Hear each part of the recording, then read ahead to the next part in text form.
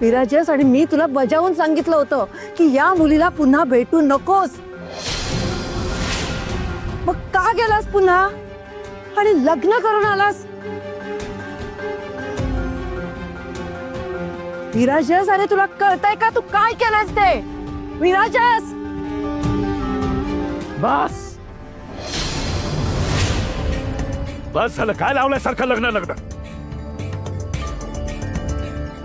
मुळात मला हे लग्नच मान्य नाहीये.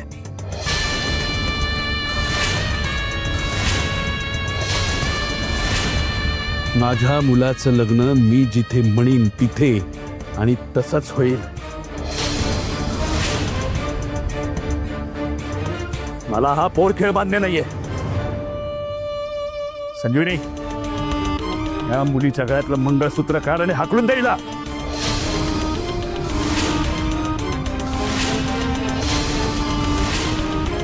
कुठलीही रस्त्यावरची अनाथ पोर बिराजदारांच्या घरची सून होऊ नाही शकत.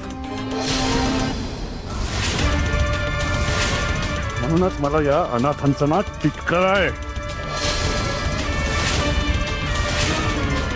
माऊ लागलेला जमीन ती कोपरानी खणायला घेतात.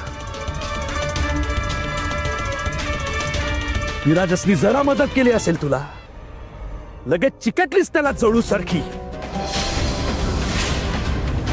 भिकारडी कुठली? आणि तू मला तिच्या हातची मिसळ खायला घालत होतास. अरे हिच्या हातची मिसळ काय, मी साधं पाणी सुद्धा पिणार नाही हिच्या हातचं.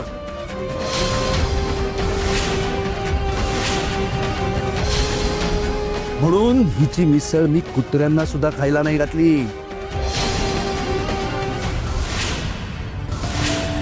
जमिनीवर फेकून दिली.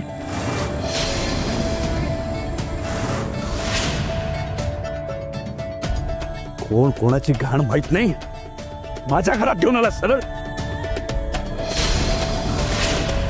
जी आपल्या आई बापाला नकोशी आहे तिला मी का पाळू? ह्या अशा अनावरस लोकांना मी माझ्या घरात घेणार नाही, कळलं? तू तुझी जात दाखवलीसस ना, माझ्या मुलाचा फायदा करून घेतलास, त्याला नादाला लावलंस. पण एक गोष्ट लक्षात ठेव, त्याचा हा बाप विजेंद्र बिराजदार अजून जिवंत आहे आणि तो असेच तोपर्यंत त्याच्या डोळ्या देखत तो ह्याला बर्बाद झालेला बघू शकणार नाही. कळलं तुला? संजीवनी, हाकलून दे या मुलीला. राधा कुठेही जाणार नाही.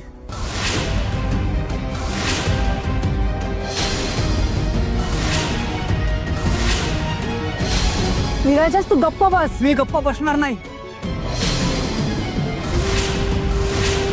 तू का गप्पा बसवतेस आई मला?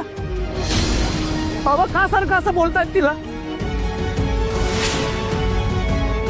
ती अनाथ आहे, ह्याच्यात त्याची काय चूक आहे? काय घडलं ह्याच्यात त्याची काय चूक आहे? तू सांग. मला नाही पटतच नाही. मी पटून एक मिनिट. तुमचा जो गैरसमज झालाय ना सगळ्यांचा, तो आधी मी दूर करतो.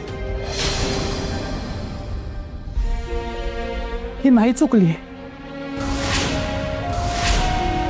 ती चुकलेली नाहीये, ती अनाथ आहे, एवढंच तिचा दुर्दैव आहे. पण आता बाबा तिच्याशी जसे वागतायत ना, तिथे बाबा चुकतायत.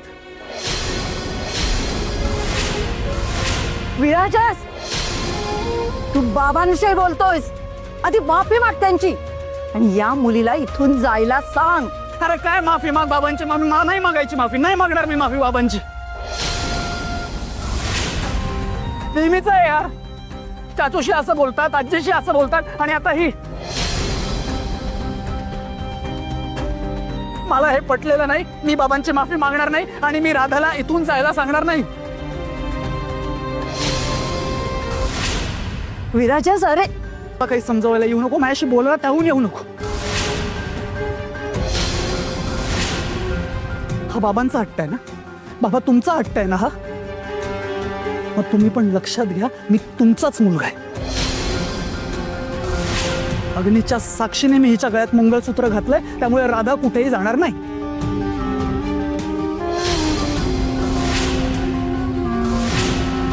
विराजा अरे काय केलंस हे?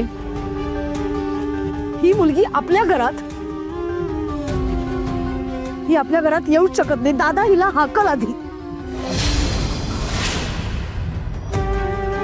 हिच्यामुळे माझ्या नवऱ्यावर हात उचलला गेला. ही या घरात येता कामा नाही. दादा हाकल तिला आधी. विराजस, हिच्या नादी लागू नकोस. असावडी अगं या घरची सून आहे ती. विजेंद्र, अरे लग्न केले त्यांनी, आता तरी तुझा राग सोड. अरे लक्ष्मी आली घरात, तिचं स्वागत करायचं सोडून तुम्ही तिला. ते शक्य नाही. मग मलाही शक्य नाही.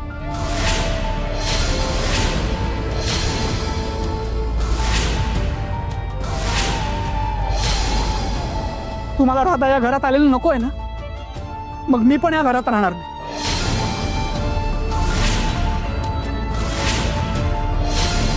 तुमची काय इच्छा आहे की या मुलीने या घराची, तुमच्या घराची एकही पायरी चढायची नाही?